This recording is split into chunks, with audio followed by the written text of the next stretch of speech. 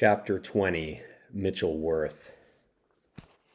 The guys don't believe that I'm really sick, and even my mom is starting to look a little suspicious. It's been over a week, Mitchell, she tells me. Your nose isn't running, your eyes are clear, and your fever is gone, if you ever had one in the first place. It's dragging on, I insist. Remember when I broke the bathroom mirror last summer? This is part of my bad luck.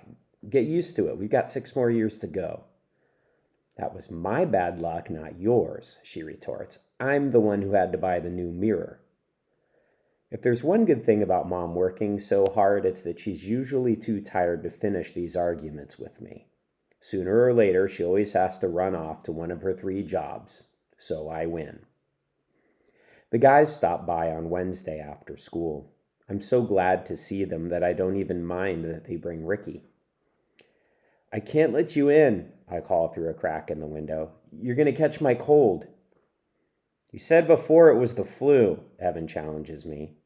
Right, I agree. It's kind of a coldy, fluish thing. Cut it out, CJ snaps at me. You're not sick. What's up with you? Is it school?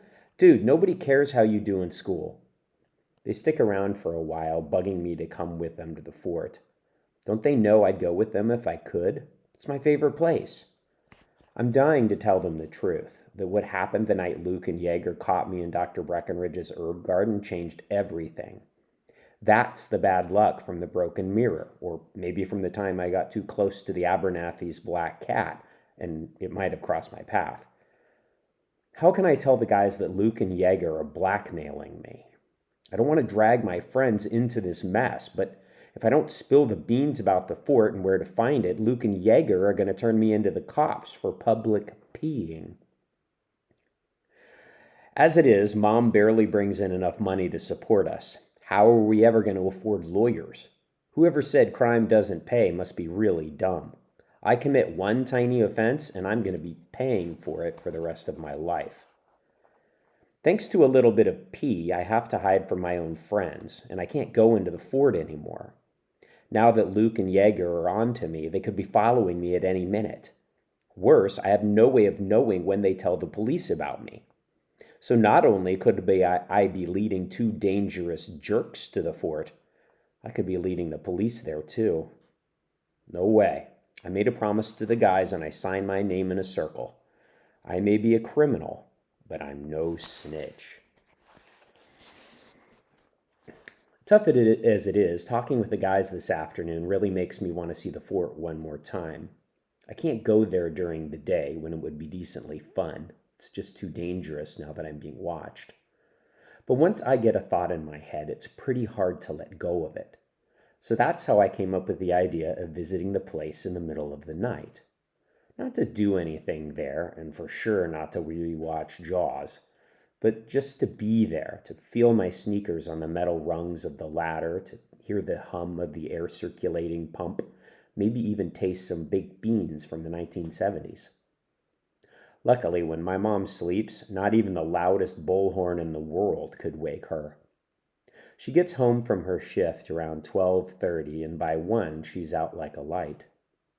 I wait an extra hour just to make sure, and also because 1 a.m. is sort of like 13 o'clock in the afternoon. I don't know if that counts in the real world, but it's better to avoid it, just to be on the safe side. 2 o'clock in the morning is a deserted time in Canaan, so I have the town to myself. Even so, I keep to the shadows as I slink toward the woods. Once under the cover of the trees, I use the flashlight in my phone so I can see in the dark. That's thanks to Yeager. He busted the screen, but everything else still works. Oops, the minute I think of him, suddenly I see him lurking behind every tree and bush, and Luke too, although Yeager's the one who scares me the most. There's no reason to think I'm being followed, but I half expect to see that lousy Mustang parked in a clearing somewhere waiting to run me over. By the time I make it to the lookout tree, I'm losing it.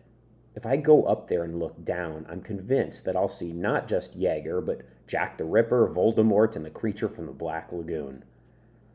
It's not real, I tell myself. And anyway, if I climb a tree and shine my phone down, I'll be turning myself into a human lighthouse for anybody who happens to be awake in town. Oh, there's the trapdoor.